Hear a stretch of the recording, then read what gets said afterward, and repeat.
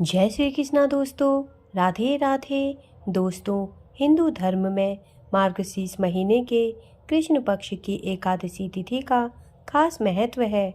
इस दिन को उत्पन्ना एकादशी कहा जाता है। एकादशी के दिन विधि विधान से भगवान विष्णु की पूजा अर्चना की जाती है।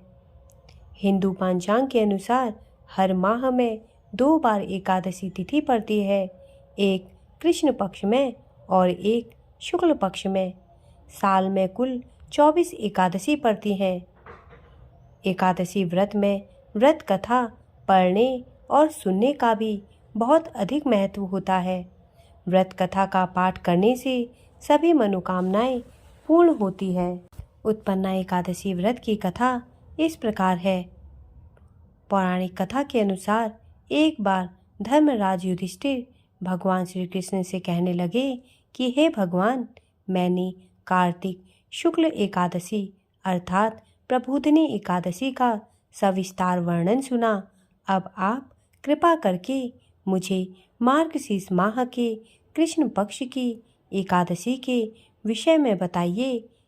इस एकादशी का क्या नाम है तथा इसके व्रत का क्या विधान है, इसकी विधि क्या है, इसका व्रत करने से किस फल की प्राप्ति होती है, कृपया यह सब विधान पूर्वक कहिए। भगवान श्री कृष्ण बोले, मार्गशीर्ष माह के कृष्ण पक्ष में आने वाली इस एकादशी को उत्पन्ना एकादशी कहा जाता है। यह व्रत शंखोद्धार तीर्थ में स्नान करके भगवान के दर्शन करने से जो फल प्राप्त होता है उसके बराबर पुण्य मिलता है। व्रत करने वाले भक्त को चोर, पाखंडी, पर स्त्रीगामी, निंदक, मिथ्याभाषी तथा किसी भी प्रकार के पापी से बात नहीं करनी चाहिए। इसका महात्म्य मैं तुमसे कहता हूँ, ध्यानपूर्वक सुनो। युधिष्ठिर कहने लगे कि हे भगवान, आपने हजारों यज्ञ और लाखों गोदान को भी एकादशी व्रत के बराबर नहीं बताया, सो यह तिथि सब तिथियों से उत्तम कैसे हुई, बताइए। भगवान कहने लगे, हे युधिष्ठिर, सतयुग में मूर नाम का दैत्य उत्पन्न हुआ। वह बड़ा बलवान और भयानक था। उस प्रचंड दैत्य ने इंद्र, आदित्य, वसु, वायु, अग्नि आदि सभी देवताओं को पराजित करके भगा दिया। तब इंद्र सहित सभी देवताओं ने भयभीत होकर भगवान शिव से सारा वृत्तांत कहा और बोले, हे कैलाशपति, मूर दैत्य से भयभीत होकर सब देवता मृत्यु लोक में फिर रहे हैं। तब भगवान शिव ने कहा, हे देवताओं, तीनों लोकों के स्वामी, भक्तों के दुखों का नाश करने वाले भगवान विष्णु की शरण में जाओ। वे ही तुम्हारे दुखों को दूर कर सकते हैं। शिव जी के ऐसे वचन सुनकर सभी देवता क्षीर सागर में पहुँचे। वहाँ भगवान को शयन करते देख हाथ जोड़कर उनकी स्तुति करने लगे कि हे देवताओं, द्वारा स्तुति करने योग्य प्रभु, आपको बारंबार नमस्कार। देवताओं की रक्षा करने वाले मधुसूदन, आपको नमस्कार है।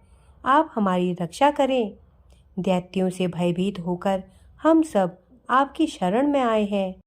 आप इस संसार के कर्ता, माता पिता, उत्पत्ति और पालनकर्ता और संहार करने वाले हैं तथा सबको शांति प्रदान करने वाले हैं। आकाश और पाताल भी आप हैं। सबके पिता महाब्रह्मा, सूर्य, चंद्र, अग्नि, सामग्री, होम आहुति, मंत्र तंत्र, जप, यजमान, यज्ञ, कर्म, कर्ता, भोक्ता भी आप ही हैं। आप सर्वव्यापक हैं। आपके सिवा तीनों लोकों में चर तथा अचर कुछ भी नहीं है। हे भगवान, दैत्य ने हमको जीतकर स्वर्ग से भ्रष्ट कर दिया है और हम सब देवता इधर उधर भागे भागे फिर रहे हैं। आप उन दैत्यों से हम सबकी रक्षा करें। इंद्र के ऐसे वचन सुनकर भगवान विष्णु कहने लगे कि हे इंद्र, ऐसा मायावी दैत्य कौन है जिसने सब देवताओं को जीत लिया है? उसका नाम क्या है? उसमें कितना बल है और किसके आश्रय में है तथा उसका स्थान कहाँ है? यह सब मुझसे कहो। भगवान के ऐसे वचन सुनकर इंद्र बोले, भगवान, प्राचीन समय में एक नाड़ी जंग नामक राक्षस था। उसके महापराक्रमी और लोक विख्यात मुर नाम का एक पुत्र हुआ। उसकी इंद्रावती नाम की नगरी है। उसी ने सब देवताओं को स्वर्ग से निकालकर वहां पर अपना अधिकार जमा लिया है। उसने इंद्र, अग्नि, वरुण, यम, वायु, ईश, चंद्रमा, नैऋत्य आदि सबके स्थान पर अधिकार कर लिया है। सूर्य बनकर स्वयं ही प्रकाश करता है, स्वयं ही मेघ बन बैठा है और सबसे अजेय है। हे असुर निकंदन, उस दुष्ट को मारकर देवताओं को अजेय बनाइए। यह वचन सुनकर भगवान ने कहा, हे देवताओं, मैं शीघ्र ही उसका संहार करूंगा। तुम चंद्रावती नगरी जाओ। इस प्रकार कहकर भगवान सहित सभी देवताओं ने चंद्रावती नगरी की ओर प्रस्थान किया। उस समय जब दैत्य मुर सेना सहित युद्ध भूमि में गरज रहा था, उसकी भयानक गर्जना सुनकर सभी देवता भय के मारे चारों दिशाओं में भागने लगे। जब स्वयं भगवान रणभूमि में आए तो दैत्य उन पर भी अस्त्र शस्त्र आयुध लेकर दौड़े। भगवान ने उन्हें सर्प के समान अपने बाणों से बींध लिया।